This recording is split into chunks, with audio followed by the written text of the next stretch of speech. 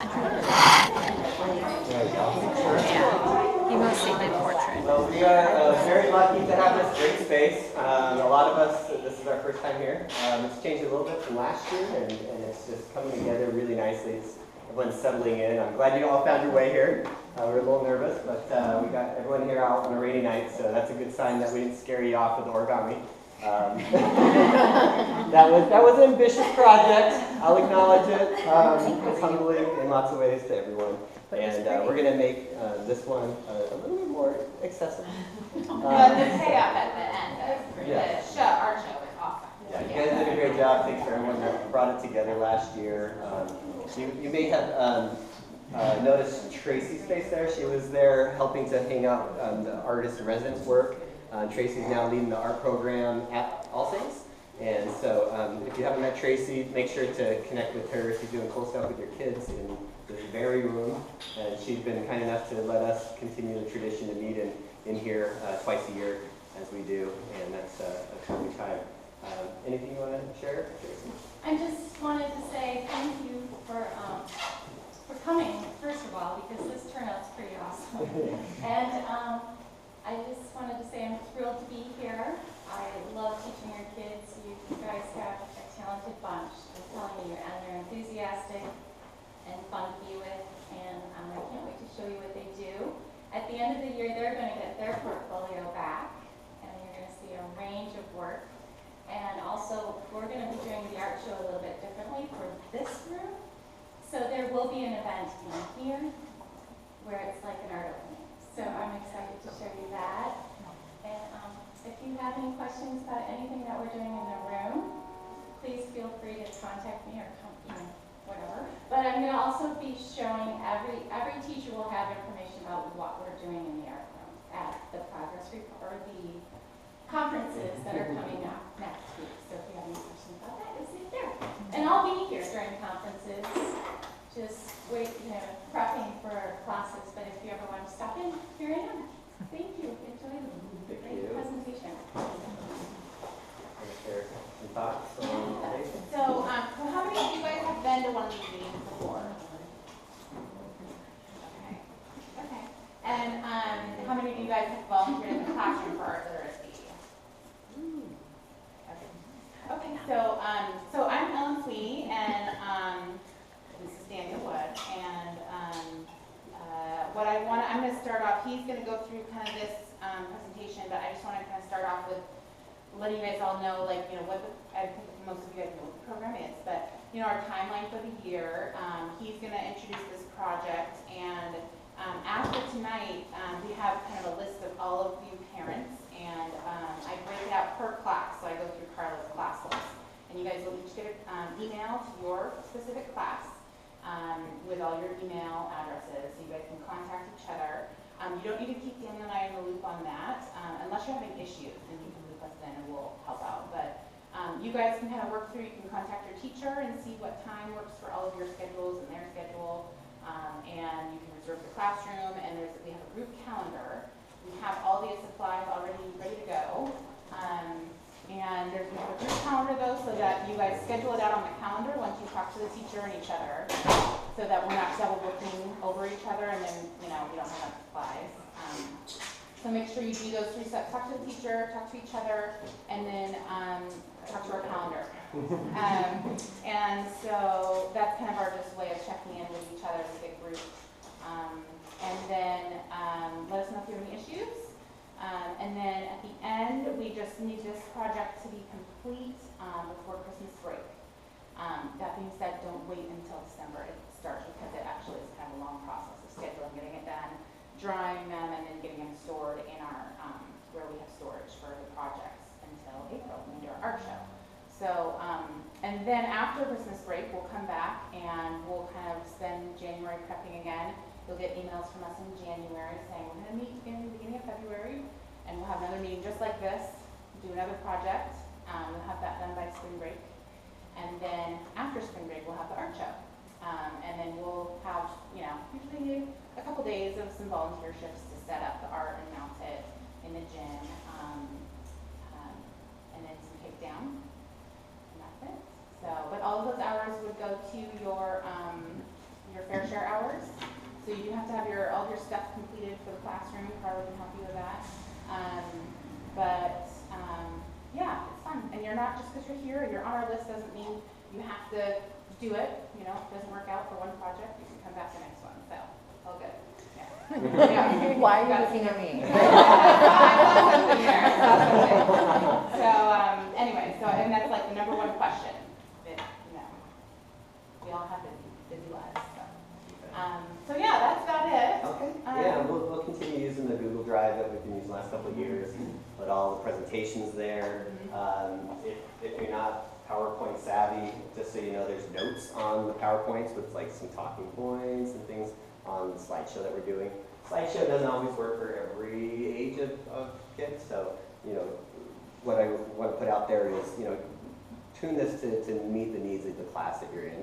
We just kind of get some guardrails of like, okay, we want to kind of get this concept across, and we want to explain these kind of high level things, but we want people to have fun, be successful, create art. It is art literacy, so we are putting an art word in with each program, and we'd like to try to reiterate those. We've done repetition, we've done juxtaposition, we've done some really fun things, and hopefully kids are spouting those out in galleries around the world on our summer breaks. But yeah, feel like you have the artistic license to guide this. We're just kind of giving parameters to the curriculum.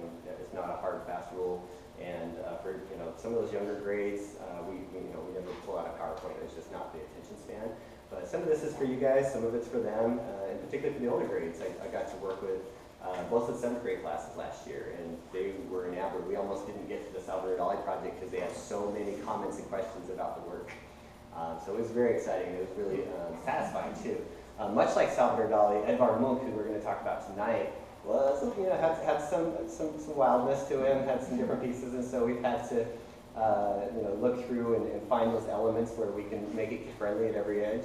And so we've got some books around that kind of show the full gamut of what he was doing and what he was about, and he was an interesting character in a lot of ways. During the research, we got to find out some fun stuff. So we'll share that along the way. But yeah, before we jump in, any questions kind of around the curriculum itself? Okay, perfect. So I'm recording it on this little GoPro because we did that last time, and for those that can't make it, they can't go out in the rain, there's some of those Portlanders that can't make it here. And those other people in the classes that you'd like to partner with that couldn't make it out tonight, we'll point them to this video, and so they'll be able to kind of see everything we're doing and have no excuses, right? Okay, so without further ado, let's talk about Edvard Munch. It's not Munch, it is Munch. And so we've had a couple of artists where we want to make sure we're saying their names just right. And Edvard Munch is one of the most famous artists in the world. He's got a painting that you will recognize if you don't recognize his name now. And we're going to actually really focus in on his printmaking, which was the other half of what he did. And so it's really exciting. So he was born in Norway. He's Norway's golden child. He is on their money. He had his 150th birth anniversary in 2013, and they did a big showcase. They built a museum for him. You name it, they've done it. But he's an expressionist, and so that is actually the word that we're going to be highlighting for this lesson, is around expressionism and the idea of showing what's on the inside in your artwork, or trying to exhibit that or show that of how you're feeling and deal with feelings. And so, much like German expressionists and some of the other ones, he was focused on really, honing in on those feelings, whether it was positive or negative. Much like art, it's meant to generate a feeling. So, wanted to we've got a little bit of cropping going on here, but I wanted to show some of his early work. So this is work from when he was between 18 and 23 years old. So he started doing a lot of kind of basic landscapes and some very realistic types of work. He spent a fair amount of time with Impressionists, so hanging out with Van Gogh and Gauguin, and really trying to do those big kind of brush strokes and show all of those types of things. And so he paid his dues as a traditional artist, went to school for just a short time, but continued on doing this all around. You can see some very elegant, we would never use this term in our classes, but chiaroscuro, where we highlight the things we want the people to look at, and a lot of times they're these triangles. But the lighting is really immaculate. how he set everything up is very traditional in that sense. And you can see as he gets older, he starts to kind of find his own way, which is really interesting. But you start to see some peeking into the styles, and this painting particularly we'll dive into. Edvard Munch, his mom and his sister both passed away early on. There was a lot of disease at the time, and this is called The Sick Child, and this is supposedly his auntie and his sister. And so this is a theme that he would come back to over and over again. And you know, he was really sad about it, and it really just stuck to him, and that was one of the things he expressed through his artwork. But you can see it here as a painting, and then we'll start to see it over time in other ways. So you may recognize this painting. This is one of the most well-known pictures in the world. It's top 3 most memorable, most recognized. This is called The Scream. And so this is about, you know, this is pretty straightforward. You know, this is expressionism and feeling the nervousness. And what was interesting about this is the scream for him was the screaming skies, is where the name came from. He was on a walk and saw nature kind of in a storm doing all sorts of things. And it was the scream of the skies that he wanted to try to embody in some way, and so he made a person scream to talk about nature. So when you don't have that background in the story, you think, who are these guys? What's going on? You know, why is he so scared along these lines?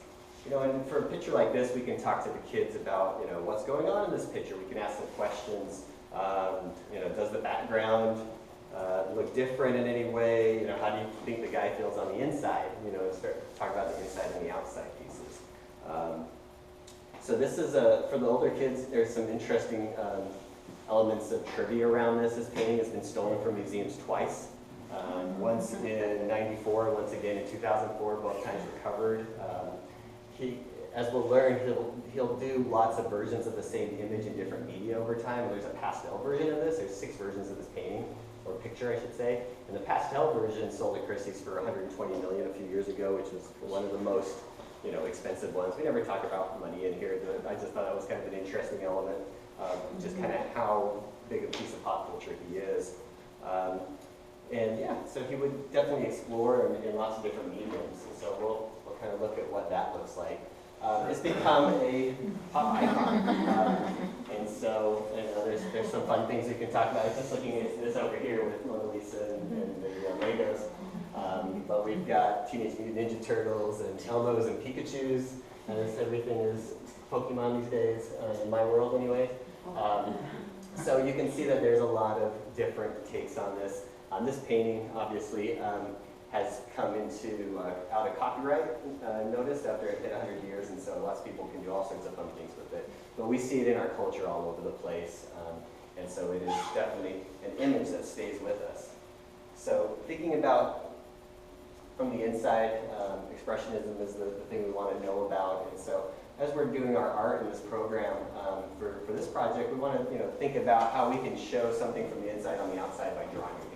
Whether that's a metaphor, whether it's literal, however the age of the kids, we can definitely look at different ways to do that. So we looked at the painting. Now this is a different take on it. This is a woodblock version of it. So woodblock is what it sounds like. It's a block of wood, and somebody draws onto it and then carves out what's called low relief, so that the high relief is like a stamp. And so he has gone in and essentially cut all of these light parts out, so that the ink will just stick to the top parts. And one of the things that was interesting about wood blocks in that was it required him to kind of simplify and really just focus on the big ideas and not so much on the details. There's some really interesting aspects that he considered his paintings like children. He was kind of a solace guy, didn't want to get married forever, and just kind of did his art and kept it as much to himself. He didn't want to sell. He only sold as much as he had to kind of get by, and he kind of hoarded the rest of it.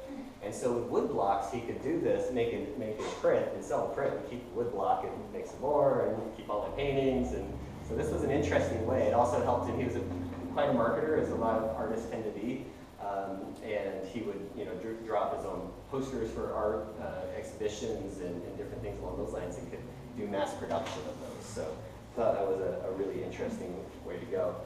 He was such a hoarder that he actually, when he passed away, he had over 23,000 pieces of art.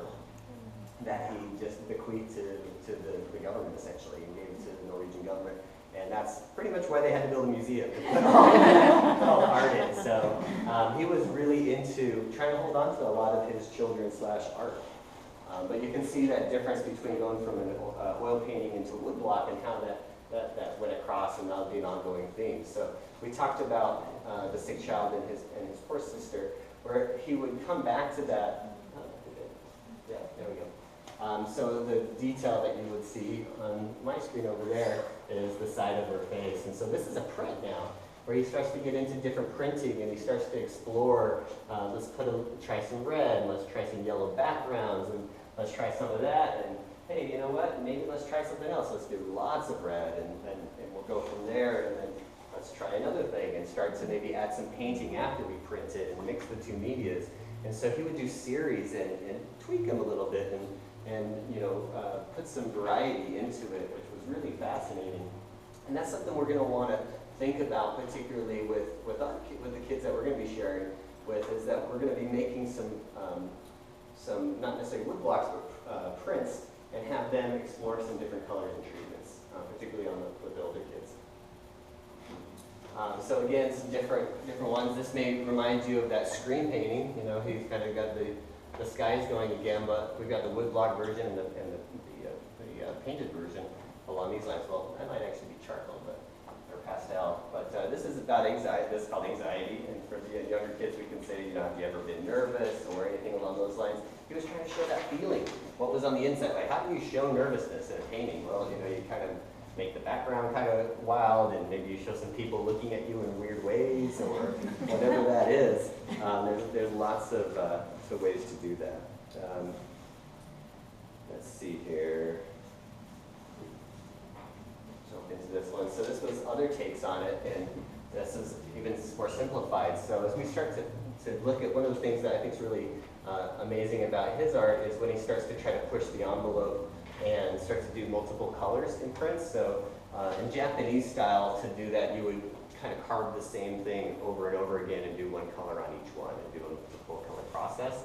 And what he did is he took a saw, like a jigsaw, and cut right through it, separated the wood, inked them separately, put them back